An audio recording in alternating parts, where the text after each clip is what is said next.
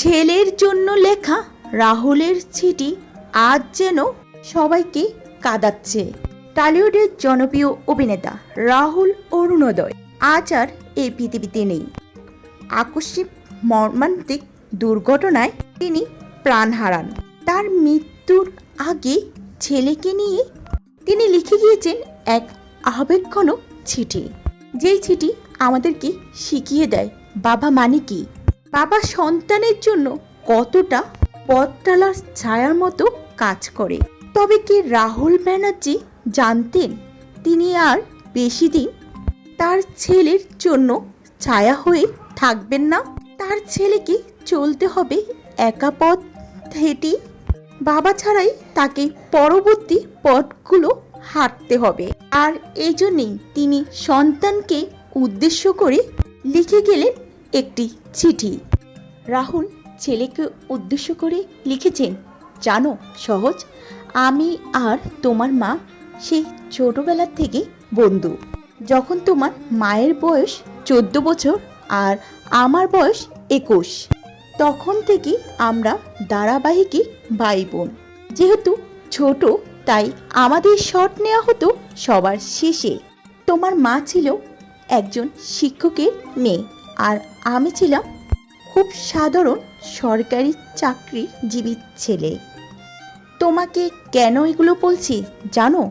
তুমি যদি কখনো ইন্ডাস্ট্রিতে কাজ করো, আমি তোমাকে অনুরোধ করব প্রত্যেকটা মানুষকে প্রাপ্য সম্মান দেবে। কারণ যেই মানুষটি তোমাকে চা দিচ্ছে তিনি হয়তো তোমার বাবা মাকেও ছোট দেখেছেন। উপার্জন আর ক্ষমতার আত্মসাৎ দিয়ে যারা মানুষকে দেখে তাদের মতন অশিক্ষিত পৃথিবীতে আর কেউ নেই। এমন অশিক্ষায় তুমি বড় হবে না। বাবা হিসাবে আমি এইটুকু আশা করতেই পারি, যেদিন তুমি এই পৃথিবীতে আসবে বলে জেনেছিলাম আমি আর তোমার মা অনেক খুশি হয়ে গেছিলাম।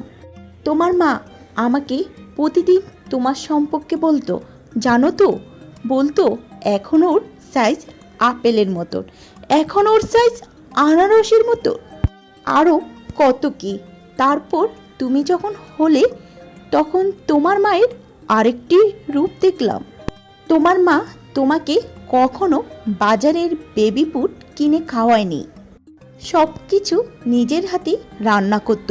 তোমার জন্য তোমার মায়ের অনেক সংগ্রাম, অনেকটা আত্মত্যাগ। তুমি কতটা মনে রাখবে তা তোমার সিদ্ধান্ত। গন্ডারের চামড়া দাঁড় নিয়ে তবেই সেলিব্রিটি হওয়া যায়, এটা আমরা বুঝে গিয়েছি। শুধু তোমাকে বলছি, তোমার মায়ের লড়াই একটা আন্দাজ দেওয়ার জন্য।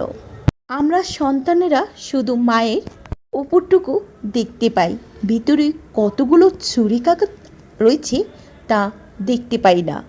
মায়েদের রয়েছে সন্তানের জন্য কত কত ক্ষত, যা কিনা সব মাই লুকিয়ে রাখে। আমি চাইব তুমি তোমার মায়ের ক্ষতগুলো সারিয়ে তুলবে। তুমি যদি ক্ষতগুলো সরাতে না পারো, তোমার একটু ভালো ব্যবহার আর আদরে অনেক ভালো হবে।